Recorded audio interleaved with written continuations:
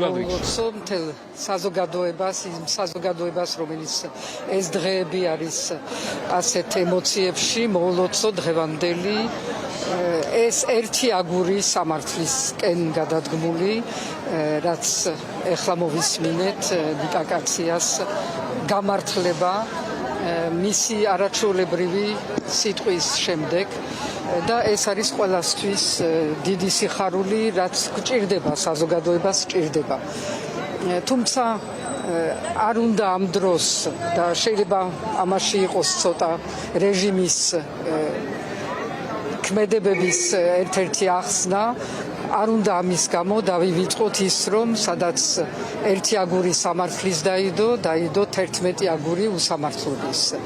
არც ნიკა კაციას სასამართლოზე არ იყო არანაირი მტკიცებულება და ეს აღიარა მოსამართლემ, მაგრამ არც იმ 11 და წინა დღის სასამართლოებზე არ იყო არანაირი მტკიცებულება. ყველა ეს ადამიანები არიან უდანაშაულო ადამიანები. დიახ, თქვენ ესწრებოდით დღეს ანდრო ჭიჭინაძის განაჩენს და ამაზეც რომ გითხრათ. ამას გეუბნებით.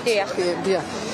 და გიორგი ახობაძის საქმე გამოდგება ქართულ ოცნებისთვის იმ საქმით, რომელთაც ითქვეს, რომ სასამართლო არის დამოუკიდებელი. გიორგი ახობაძე არაფერი არ გამოადგებათ, იმიტომ რომ დღეს ჩანს უკვე, რომ ეს სასამართლო არის მართული და კიდევ ერთხელ ვიტყვი, რომ ეს ერთი აგური ან ორი აგური არ ნიშნავს ის, რომ სხვები არიან დამნაშავეები და ყველაფერი იმას აჩვენებს, რომ არავინ არ არის დამნაშავე, არც ერთი მტკიცებულება არ დევს არც ერთ სხვა იმ საქმეებში.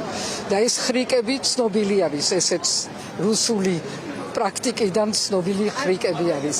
ასე რომ ეს რჩება საბრძოლველი, სასამართლო უნდა გახდეს ნამდვილად დამოუკიდებელი.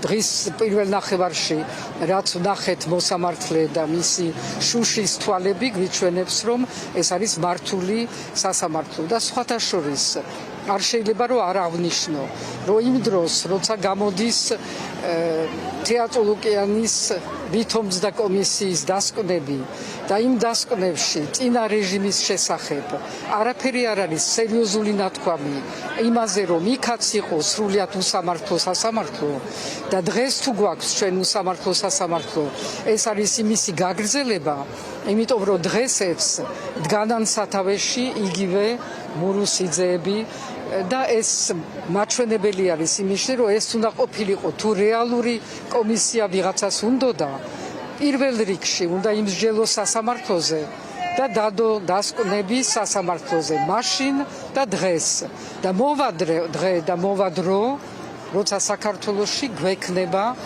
სამართლიანი სამართლო. ეს არის საქართველოს წარსული და ეს იქნება საქართველოს მომავალი.